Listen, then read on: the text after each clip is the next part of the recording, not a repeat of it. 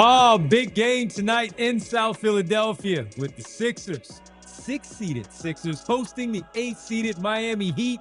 Welcome to the PHLY Sixers pregame show, live from the Xfinity studio, along with Derek and Bree. I'm Devon. Bree is the president of basketball operations. Of course, all of you in the chat, we got a big basketball game after a 3-game road trip. 2-1 on that trip. We lost our minds after the first game when the Pelicans took down the Sixers and did it rather easily in that fourth quarter. They bounced back, win the next two. Big game over Minnesota, and obviously the last one that they took care of business on Tuesday.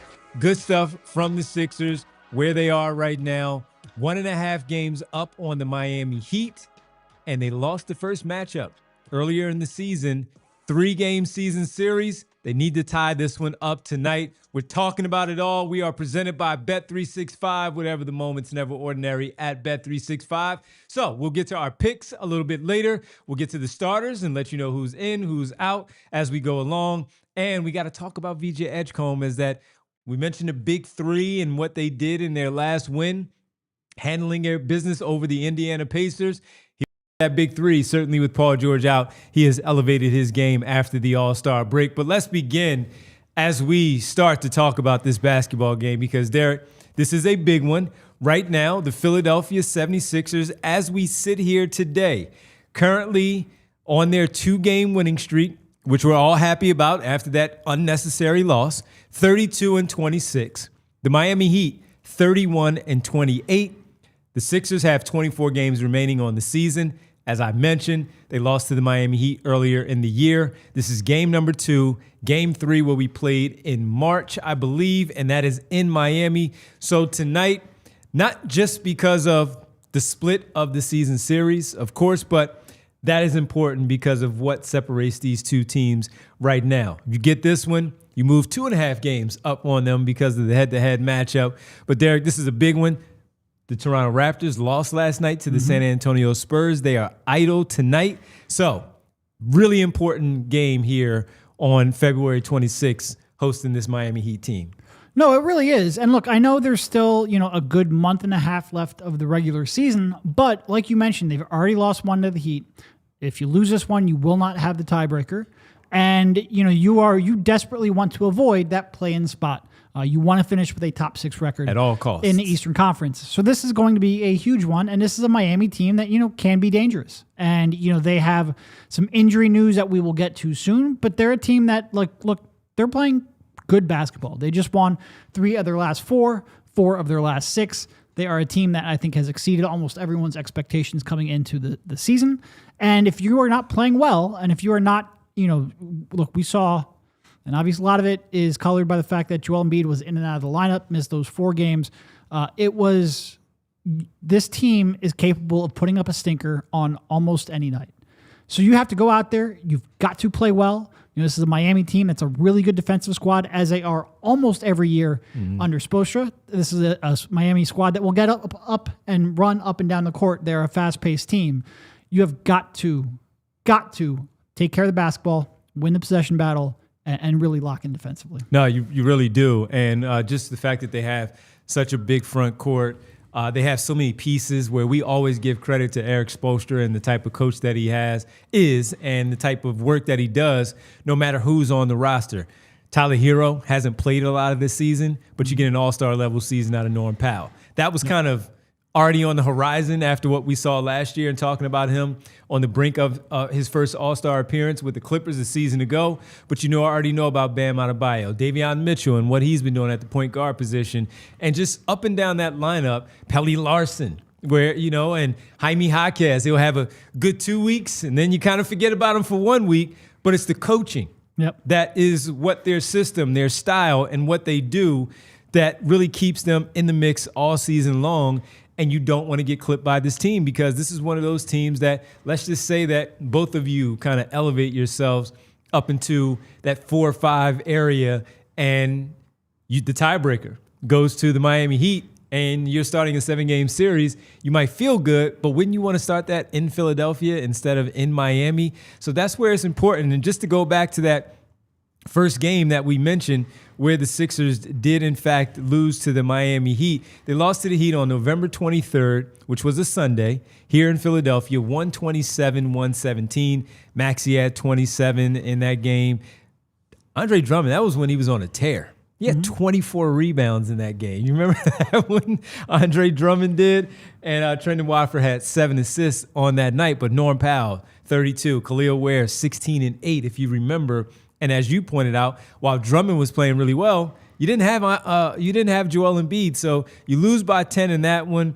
Third quarter wasn't awful. It was a 28-26 victory for Miami in that third. And the Sixers had a 40-point second quarter, but that was after giving up 37 in the first. So the team is good, basically, with Miami, with so many pieces that they do have. They have a lot of weapons, and they get out in transition. They can run, as you talked about. The shooting, all of it. They need to transition defense, get back.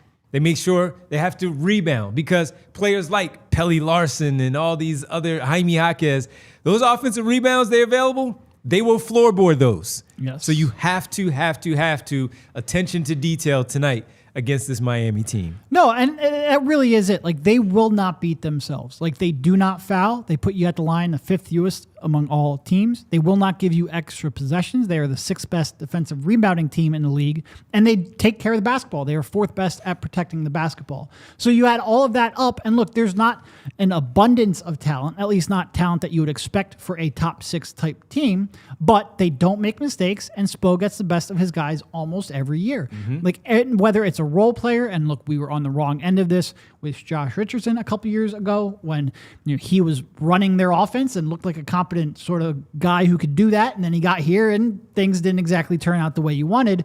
But even like someone like Norm Powell, he had a career year last year. Everyone thought, he doesn't really have anywhere else that he can level up to. He comes out this year and he's an all-star. He just gets the most out of his players almost every year and gets the team to exceed. Like, there's 2 teams that in the Eastern Conference that really, like, their system trumps all. That's Boston, where it seems like anyone can go out of the lineup and they're still going to win games at a super high level. And that's Miami Heat, and Spo's been doing it for a really long time. So you've got to be sharp. And look, you referenced the previous game. That, for the most part, doesn't have a lot that you can take from it. Joel Embiid was out. I think VJ was out that game as well. Like, that was just not that was not the Philadelphia 76ers. So you certainly have a chance to go out there and impose your will. Like, you have enough talent. You should be able to win this. But possession battle is going to be huge. Little things like getting back in transition, playing defense are going to be huge. Miami's not going to get up all that many threes. Like, they don't hunt threes like some teams do. They shoot the ball decently well. They shoot 36% from 3, right about league average. They don't really hunt them, but you've got to win the possession battle. You've got to get back in transition. You cannot make mistakes, and you cannot let them dominate the glass. One of the really good games that Jared McCain played for the Sixers as he was trying to find his way back. 15 points that night, 3 for 4 from 3. But also off the bench, we mentioned Trendon Watford. He had the triple-double that we often talk about against the Toronto Raptors, but on this night, 26 minutes, 19 points, 9 rebounds, and 7 assists with just 1 turnover off the bench for the Sixers. Paul George played in that game only 20 minutes, scored 10 points. He had a really rough night, 3 for 10, 0 for 5 from the field. And we talked about VJ Edgecombe not being out there. Quentin Grimes got the start with 15 points. Andre Drummond, 14 and 24. The Sixers still lost, though. Even with the 24, they lost 58-47 on the glass. So they needed a Herculean effort from Andre Drummond just to make it manageable, respectable, as far as the discrepancy on the glass. And they got that. So when you think about those types of things, the second chance opportunities where it was 40-32, in favor of Miami, and you want to see those types of things. Different team, as Derek pointed out, but just kind of, if people forgot because it was so long ago in November, just to bring people back of what it really looked like. It was a 26-15 fast break advantage. That doesn't change. Nope. That's the Sixers defense. Yeah. That's the opponent, no matter who it is. So 26-15 there as far as the fast break points. And on that night, while Joel Embiid is not the rim protector that he used to be, points in the paint, do you know that number? It was insane. 72-52. Yeah. And again, they crushed them on the glass. Joel is not the paint protector that he used to be, but I would like to think that it's a little bit better tonight with VJ Edgecombe in the lineup and having some of the other guys available as well. Kelly Oubre for Kelly Oubre is available to at least point of attack, try to slow things down where maybe the paint touches aren't as frequent as they were in November when that 72 to 52, everybody, that was the total there. So 3-pointers, the Sixers won. They were +3 in that category. Foul line, big difference there, 30 to 19. They did miss 10 free throws, Miami did, so they kind of helped you stay in the game in that one. But this is a team that's a little bit different, the Sixers are. But the Miami team, as Derek pointed out, no matter who is available, you're going to get the best of that player because of Eric Spoelstra and his coaching and what he does. Yeah, so you referenced the points in the paint. Miami had 18 offensive rebounds in that game. They only missed 50 shots. So, like, I always go by percentages. You want to, if you're a team, you want to collect about 75% of your defensive rebounding opportunities. The Sixers in that game collected about 60%. That's just not good enough. That's not going to win very many games. Like you mentioned, Miami did some things like missing free throws that help keep you in it. Mm-hmm. But this is why we're going to keep going back to it. You cannot lose a possession battle in this game. Because like I said, Miami doesn't turn the ball over. They're one of the best defensive rebounding teams in the league. And they're one of the best teams in the league at converting those defensive rebounds into transition opportunities. They do that about 34% of the time. That is a fourth highest in the league. So not only are you going to struggle to get extra possessions because they're a good defensive rebounding team, but if you're not on top of their game, they are going to look to push right away. Yep. It helps when you have someone like Bam who can, grab and go or grab an outlet really quickly and get that started, but they're really committed to it. And it's not just the transition opportunities. It's, when you get the ball down there quickly, which is why when the Sixers don't push the ball, it really drives us nuts. But when you get the ball down there quickly, you have a chance, like you're not always going to get the matchups that you designed, the matchups that you want defensively. You might be able to attack a mismatch just because you pushed the ball, got it down there quickly, and the defense wasn't set. So you are going to be stressed. Like you are going to have to be on top of your principles all night long. Absolutely. All right, we're going to take our only break of the show. When we come back, we'll get Kyle's visit from the arena. What do we call this one? I mean, we have to come up with something that we call Kyle's visit from the arena with these videos. But he'll join us on the Xfinity mobile call-in line, and we'll get Kyle's notes from the arena as we get ready for Sixers Heat. Big matchup in South Philadelphia. Quick home visit. They're back on the road on Sunday. 3 in a row would be nice, and evening up this season series against the Miami Heat. So Kyle's notes from the arena. We'll get to VJ and his role in all of this, and the starters as well. Our pregame picks a little bit later. It's the PHLY Sixers pregame show. Sixers Heat. Big game. We're breaking it down right here on the PHLY Sixers pregame show. Time to tell you about our presenting sponsor, Bet365. Whatever the moment, it's never ordinary at Bet365. Over 90 million users worldwide, 780 live events each year, and you get early payouts in the NBA and the NHL. Where else are you getting that? Nowhere but Bet365. And you can always find great super profit boosts, regular profit boosts as well. It's a great place to place your wagers on the games that you love. Also, for new customers and new customers only, guess what? You get $200 in bonus bets when you sign up. That's right, win or lose. You're also getting that nowhere else but Bet365. All you have to do is sign up using the code PHLY365, deposit $10, place a bet for $5, and you get $200 in bonus bets credit to your account. Bonus bets can be used on spreads, totals, player props, futures, and more. Whatever the moment, it's never ordinary at Bet365. Must be 21 plus and physically located in Pennsylvania. If you or someone you know has a gambling problem and wants help, call 1-800-GAMBLER. All right, family, listen. You ever having one of those days? No. Sorry.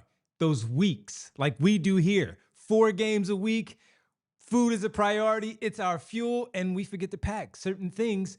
That's where the great people at Wawa comes into play. Wawa now has $5 deals all day, and honestly, it just makes life easier. How about starting in the early morning where we have maybe a meeting, you're running behind, you can grab the $5 big breakfast meal deal where we're talking about a sizzly, any sizzly, maybe a croissant, sausage, and egg and cheese, whatever you may like, hash brown, and any size hot or iced coffee. That's a full morning with $5 just in your pocket, available from 5 to 11 all day. Then later in the day, the value keeps rolling. Roasted chicken or crispy chicken sandwich, created your way, $5, and they even have the new teriyaki sauce as well. So start your day strong, fuel up whenever you need with Wawa $5 deals, limited time, exclusions apply. See Wawa.com for details. Gotta have a Wawa.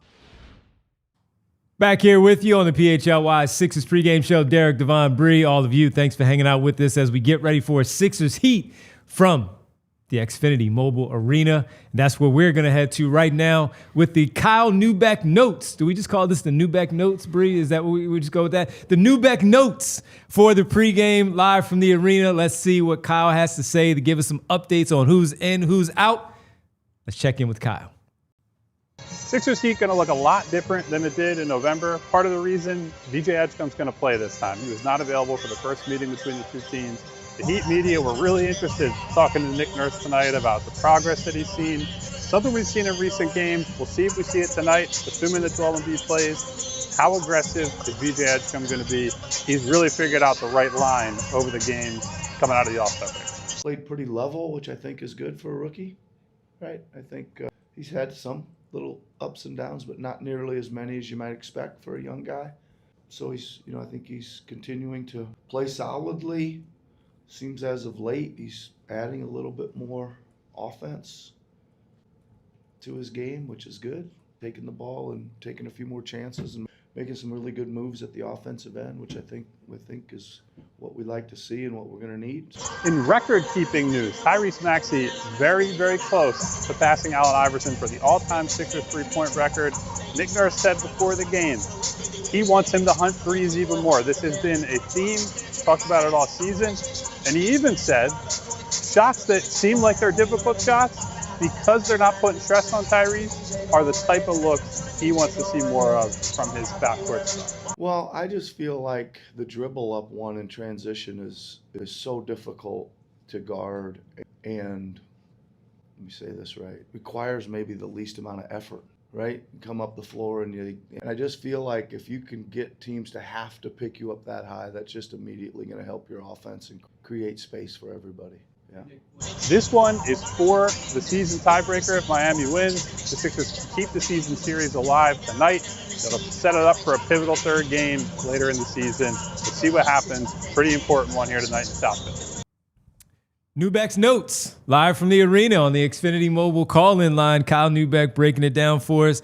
Anything stand out outside of anything that we really didn't discuss? I'm not sure anything really stood out per se. Like, I do think it's interesting about the pull-up threes as you're bringing the ball up, because I think Nick's right. Like, if you have to, step out and start guarding him 27, 28 feet, it just makes it all that much easier to have a blow-by. Mm-hmm. I think teams are going to give him that shot more often than not. And when this team struggles to create any real space for Tyrese, and when they haven't been able to get him off ball as much as they did earlier in his career, especially in games where Joel Embiid might be out, if that's your best shot you're going to get, take a couple of them per game. Like I said, see if they can change the way that they are guarding you, and hopefully open up some driving lanes. I think it's fair. Even though every time it happens, there are people in our Discord and probably in this chat who are losing their mind because nobody wants to see somebody miss a three with 19 seconds left on the shot clock. But Tyrese is one of the few that I trust to take, like, not a ton. You don't want him doing that all the time, but 1 or 2 per game I'm okay with. Yeah, that's fine. He has a pretty good track record with him, so have at it, Tyrese. But he did mention, Kyle, at the top, the difference from game 1 against the Miami Heat versus tonight, who's available. You mentioned it in the first segment, and that is VJ Edgecombe. He has played really well as of late, really shined in that win that they had over the Indiana Pacers, also hitting 20-plus along with Embiid and Maxey. But just how important he is in a matchup like this against the players that they do have opposite them tonight with the Miami Heat. Didn't have him in game 1, but looking at what he has been able to do since he has been back from the All-Star break, he really does appear to have that extra burst that was mentioning that we mentioned as he tailed into the All-Star break. Yeah, no, and look, he's been making shots over the last couple of games. Obviously, the career high against Minnesota, but he made a couple shots there against Indy. Missed a couple really bad. Yeah. It was 2 for 4, and 2 of them were air balls. But still, like that, those are 2 strong shooting games here, which you desperately wanted to see because he was struggling a little bit there heading into the break. Since the All-Star break, he is shooting the ball overall pretty well from 3. Let's see, what is it? It is... Great pod, Derek. Great. 50% from 3s in the 4 games since the All-Star break. So it's nice to see. He's going to be needed defensively, obviously, as well, like especially with Norm in the lineup having an All-Star season. You're going to have to need him to defend the point of attack some. And then also just like, look, with Embiid in the lineup, he opens things up so much that there's going to be driving lanes. Embiid's going to pull Bam out at times, and you're going to open up driving lanes. You need him to continue to be aggressive like he has been the last couple. No, you really do. And just defensively, having someone like Tyler Hero, who's also in the lineup, didn't have a great game against Milwaukee when they beat Milwaukee the other day, but we know that he's capable of going off. Also coming off the bench, which is unusual for him since he was injured. They have what they have going on. Didn't want to really disrupt anything in terms of their starting lineup. He was an all-star a season ago. So a guy like that coming off the bench, this is where Quentin Grimes comes into play, where those defensive matchups are important, where his two-way ability, you can score. Let's not get into I got to show him up because he just showed me up, where these two guys just firing off on each other. Tyler Hero cannot stay in front of you.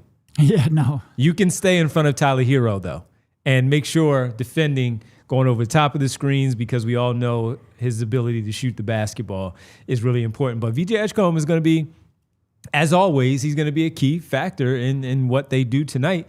I'm really looking forward to see how he plays against a Spoelstra-led team and how they try to defend him, maybe getting the ball out of his hands. You imagine that Davion Mitchell is going to be on Tyrese Maxey to try to slow him down. Yep. I think. So who's going to be on VJ Edgecombe? Is it going to be Powell? Is it going to be one of those bigger forwards? I would think they would have to defend Kelly Oubre. So Norman Powell is a good offensive player.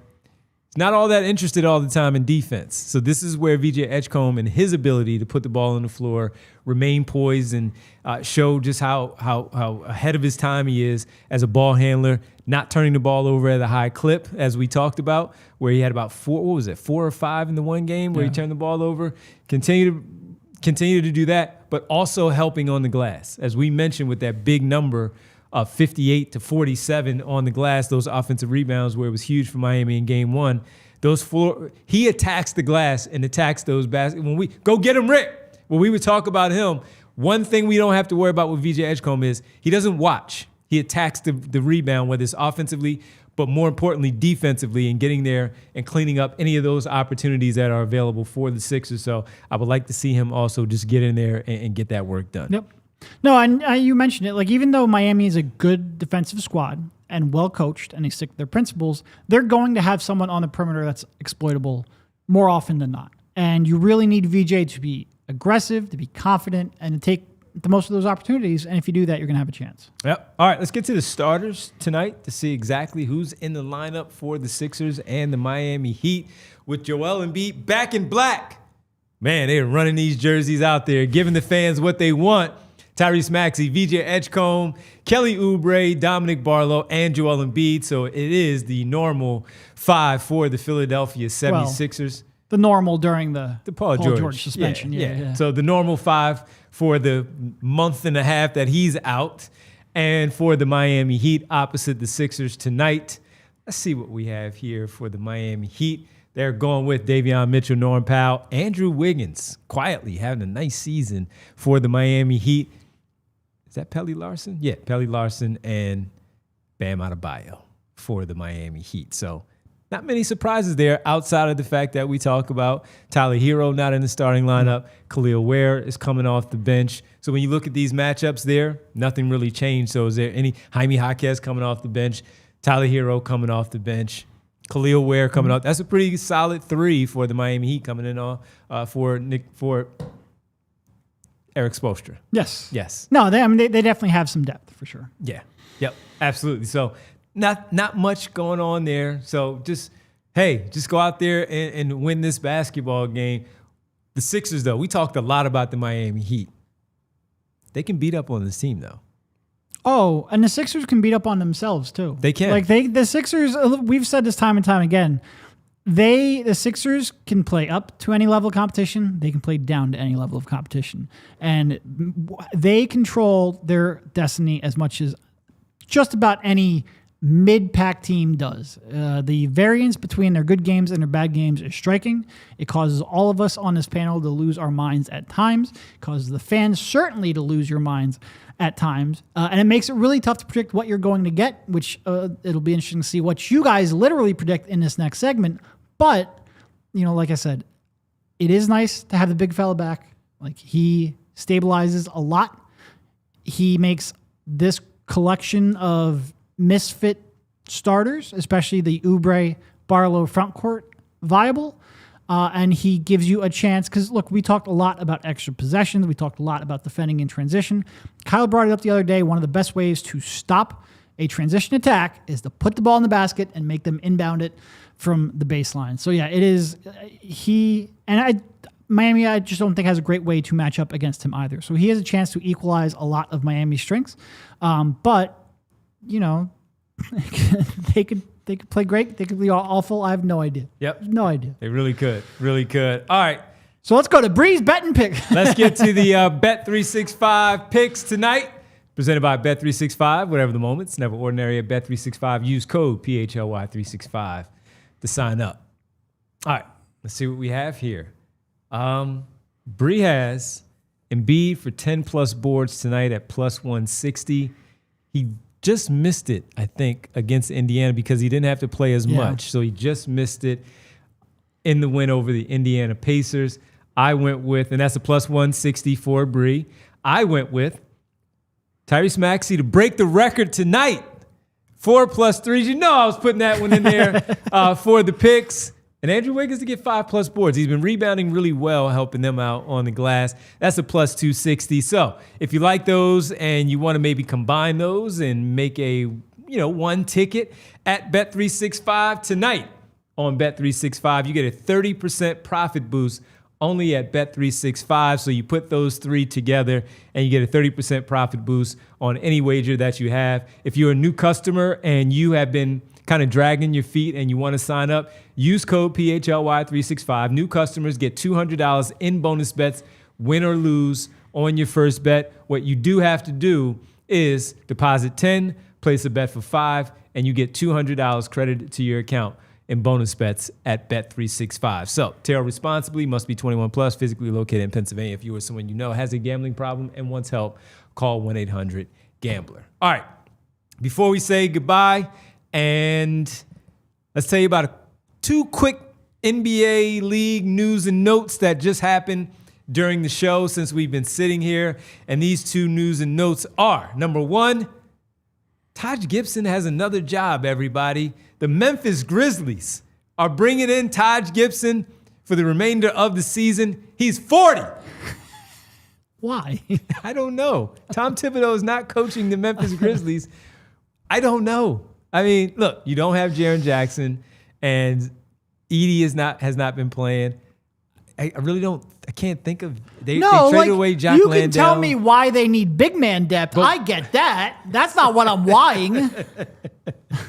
17 years this will be for him. He is well past receiving his pension in the NBA. He didn't need this season, but he loves basketball. He is back with the Memphis Grizzlies. Was he playing anywhere? I don't know. I don't think so. So I know he wasn't in the NBA, but was he? He was drafted in 2009, everybody. Yes, Theo. Taj Gibson is back. He is back. And while Derek looks that up, Kyle Anderson, if you had any interest in him for the buyout market, it's too late because you already have your roster filled up unless they do something else. He has agreed to a contract buyout with the Memphis Grizzlies. Kyle Anderson, since being traded from Utah to Memphis, Taj Gibson is taking his spot on the roster, but he is now, Kyle Anderson, going to be a free agent for the buyout market for any contending teams if he and those 2 teams have interest in one another to maybe land there. Would you have had any interest?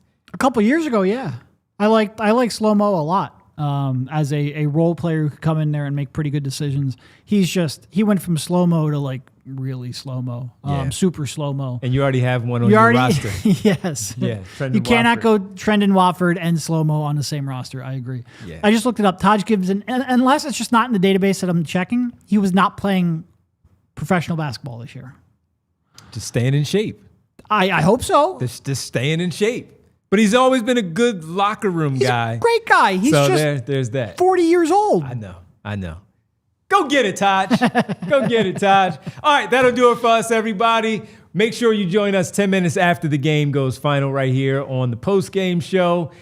Are the Sixers going to win their 3rd in a row? As a matter of fact, before we go, Bree had a poll that she put up on Twitter. Bree, what are those final results of the poll that you placed on YouTube? 87-13, big win. Big win, 3 in a row. So we'll be talking about a W after the game and Tyrese Maxey potentially breaking the record, becoming the Sixers' all-time leader in three-pointers made in franchise history. A lot to discuss. First things first, just get the W, and all is good. That will be 3 in a row for the Sixers. For Derek, Bree, Kyle, I'm Devon. We'll see you 10 minutes after the game goes final right here on the PHLY Sixers post-game show presented by Bet365. Enjoy. We all silly like the mayor.